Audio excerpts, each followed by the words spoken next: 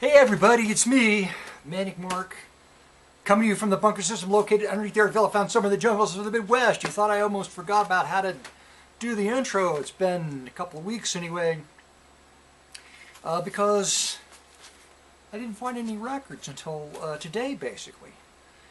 So here I am with records. Did I ever show you this?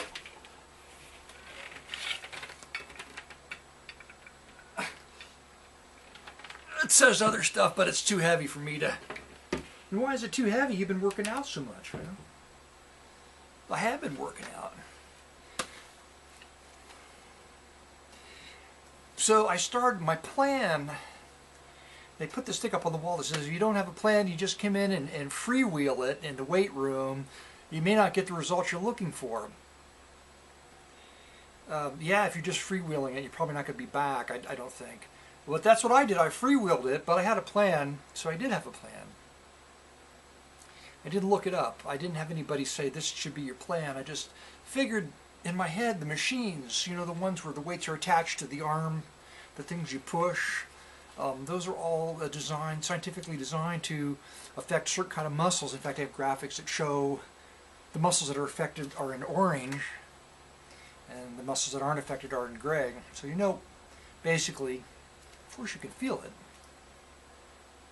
So I thought if I do this range, all these machines, I don't do the leg machines because I do other things. So that would be a controlled. I could pay attention to the amount of weight, the repetitions, and it would be a kind of controlled environment. So I did that for a year. But over the past month, I've been starting to expand into the free weight area. So part of the workout includes, in addition to the machine, the curl machine that does curls, I do free weight curls. And there's a pull-up machine. I do that, which is actually in the free weight room. That's kind of like a more recent thing. And then I'm taking just like plates, like they're 45-pound plates, are the heaviest ones, and they've got like little handles on them, grips. So I'm trying to do like strength exercises, but twisting at the same time. It's that kind of get a flexibility. Anyway, doing that, and so that I don't see very many people doing that. But so I watch people, and then there's another guy, an older guy, at least he's older than me or older, that takes these weights and he kind of punches with them. And I thought, well, that's kind of a nice, interesting free range. So I get lighter weights and punch, and I get really heavy weights with the little handles on them. And I carry them around the gym. I saw another guy doing that. So I've added all this stuff in, and oh, and the ab crunching machine. It's like a little swoopy thing, and you put weights on it. And I'm doing 300 reps on that machine when I do my 1 hour of weights altogether. So adding up to be about an hour. So like I'm paying attention, and I thought it was, you know, for my age, and it probably was in reasonably good shape, but need a lot more work. Anyway, so is that the update there? There was something else, and I can't remember what it is. Luna, she's, you know, kind of just, a little bit more under control. I've taken her for a walk a couple of times, and she's like, well, I don't know if I like this walk and stuff. And she's just a puppy. You'd think she'd be like, yeah, I'm going to go everywhere. I'm going to walk the hell out of you. But she's like, eh. I'll go to the end. I take the long leash, and she'll stand there and look at me. I'm like, don't you want to do any more? She's like, eh. Sunny out. I just like to stand here under the sun. Nice and warm. Don't really need to go anywhere. So we're working, but I've been doing it. Trying to get then she comes home and is like, oh, I'm going to attack Hoover. All the energy I've got, I'm going to attack the poor pug who's 11 years old, and he's got the crippled back and the kneecaps and the hips. And after a while, Hoover he collapses in a heap. He's just like, ah. Loon will be on top of him. Ah. And he's like, ah. And I have to break it up. So it's I think sort of he likes it up to a certain point, but then he's like, eh. Then you got to break it up. And she won't. This is hard. You're not supposed to be. You're just supposed to like kind of get push and get, do it. My wife's home, baby talking to Luna. Just walked in the door, baby talking to Luna.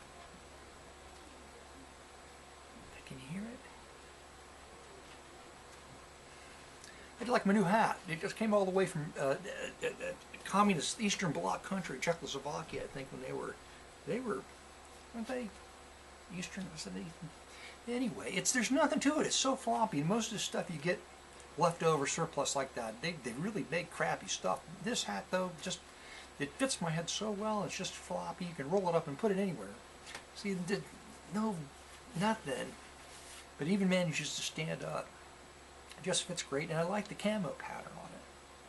Oh, that reminds me. Most people, when they go to the gym, they know better, especially adults, know better than there's a TV set on, and two of them on in the locker room, one to a news channel, and I'm not going to get into any of it. Which one, doesn't matter. And then the other one is a sports channel. I'm on the other side, I don't pay attention to that. So, but I'm right more or less under it. I'm the only guy there, and this guy says, well, I don't mean to talk politics. And I'm just like, oh, no, if you don't mean to do it, then don't do it. Oh, I didn't do that. In my head, that was the expression and what I was on my face. I'm just like, oh. And he said a few more things, and I did. People don't learn. Anyway, there we go. Let's go right into the records. All right, it's Hi-Fi Dance Date. This is a terrific cover. Hi-Fi Dance Date on Parade Records. That's a pretty good cover for Parade. Parade budget. Pretty good. Who is it? Mark Andrews. Don't know who he is. It's 50% off everything at... I went to get my teeth cleaned today. This is how exciting my day was. It was a beautiful day until just now. A storm. We had a really bad storm. Beautiful. 72 degrees. So I call the dentist out of the blue. Sometimes I call and they just like, can I put you on hold? And half an hour later I'm like, what? You know, so I just have a habit of now just dropping in when I'm in the neighborhood or just calling on, see if they got anything on the day. And they did, so I walked in, I did that. So they're right down the street from the thrift store. So I went in the thrift store, same woman's there. She has to count out all the records into 3 to a stack. And she gets to the last one and goes, oh, just one record. 3 stacks. And an extra record. I'm like, yep, sorry about that. Once again. Anyway, we figured it out. The next record is Jackie Gleason Silk and Brass. This is some kind of reissue of another album, the original album that I've got. Just out of curiosity, it's Capitol at EMI. Just picked it up. Just a Jackie Gleason reissue of something that he put together much earlier, if not mistaken, probably him. It's the Cleft Dwellers. Cleft Dwellers. I think I've got one of their albums. 1958, choral group.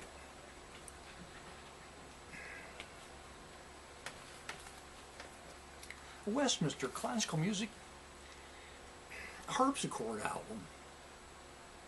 Harpsichord, that's right. It's just a nice cover. Also, because it's a nice cover, on Richmond, London, a budget classical music album with a nice looking cover. Picked it up. Hollywood Brass, Jerry Fielding on ABC Paramount, conducted by.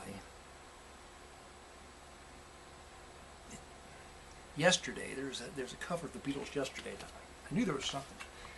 And Patti Page, a graphically stunning Patti Page cover. Romance on the Range, Patti Page. There she is in the back.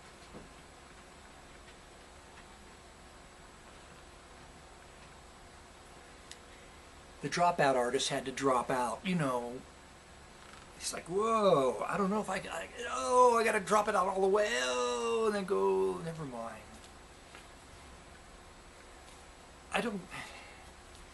Something's going on there, some sort of perspective issue. It's a David Carroll album, Percussion and Hi-Fi. I have to have this one, but I couldn't remember if I do or not. So I picked it up again. He made about 3 records where he experimented with percussion. You think you find David Carroll's like, easy listening, But there was a period when he made 3 records that are really quite good for the time frame. Percussion records. That would be one of them. King, Earl Bostwick, The Breeze and I, Body and Soul. That'd probably be pleasant enough. Stereo, that's interesting. King Stereo, be interesting to hear what that sounds like. All right, it's the halls of music. There's nothing to show here. Organ, electric piano, pedal bass, vocals and drums. 1973 out of Albuquerque, New Mexico. It's lounge. Let's see if there's anything on the label. Latin Summer.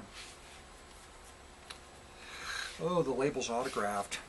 Oh, joy. Don't know. Picked it up. And last but not, it's not last but not least. It's the one just before last but not least. It's Emberglow. The Emberglows. That's right, autographed by at least one of the Embers, or the Glows. Oh, Aquarius, that's why I took a chance on it. Feeling Groovy, Running Wild, 500 Miles, Aquarius, Ebb Tide. There's a few possibilities. And last but not least, I picked this up today. I was so happy to find it. 1979. It's a Barbra Streisand album. No, wait a minute.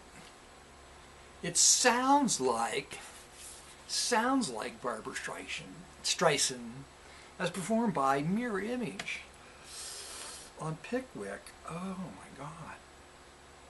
I can't even imagine. I can't even imagine why. And or why anyone would do this, or what it will sound like. I hope it's wonderfully horrible, but you never know. So many choices to sample. So, oh, that's right. I had an iPad, the one that was just before they released the iPad version with the camera in it. It was like the second version of the iPad, I believe.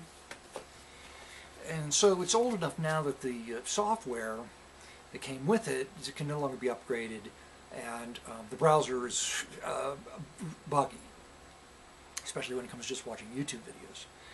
So I got a new one because they came out with a new iPad that's a lot more reasonably priced, comparatively speaking, and it's got a really nice camera, I must say.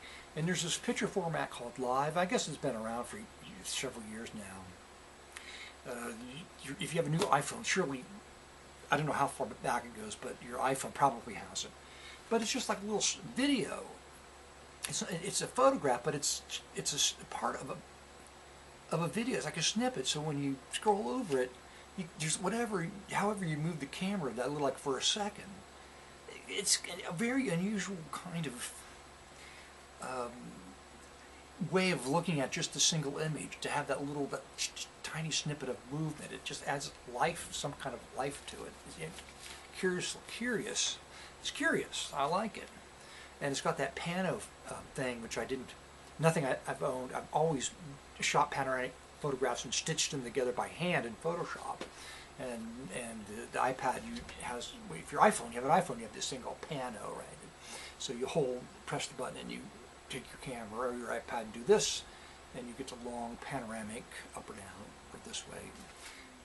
And I saw somebody use it once, and it was really cool. So kind of fun to have those options and be able to watch YouTube videos again, because I frankly don't when I'm sitting at the desktop. I just don't.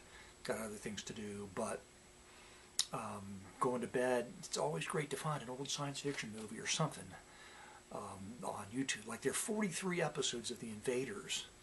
You know, when I grew up as a kid, that was like, ooh, The Invaders. So I'm on episode 2. I probably won't make it through the whole thing, because then other things get in your way, like 6 episodes of the Quatermass series, The Pit, where the movie came from. It was a serial, and I could never quite figure out what the hell was going on when people would talk about the Quatermass series, but it was a televised serial.